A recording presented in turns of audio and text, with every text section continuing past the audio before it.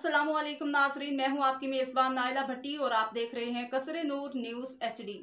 खबरों के सिलसिले को आगे बढ़ाते हुए नजर डालते हैं आज की ताज़ा तरीन अपडेट्स पर।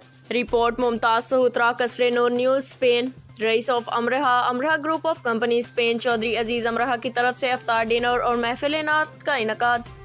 सैकड़ों अफराद की शिरकत। स्पेन के मुमताज़ बिजनेसमैन चौधरी अजीज अमरहा ने इफ्तार डिनर और महफिल नात का इनकाद किया। स्टेज सेक्रेटरी के फ़राइज़ तारक रफ़ीक भट्टी ने अदा किए।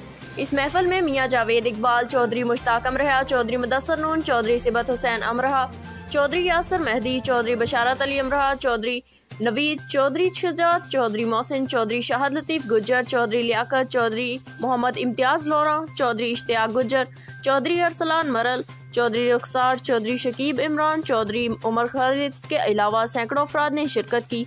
कदीर खान ने हदिया की इज़्ज़त पेश करके खूब दाद वसूल की।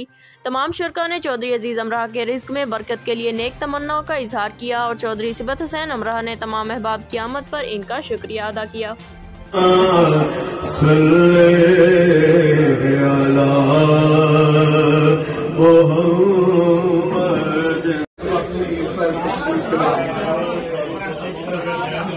तमाम दोस्त अपनी अपनी सीटों में तशरीफ रखें।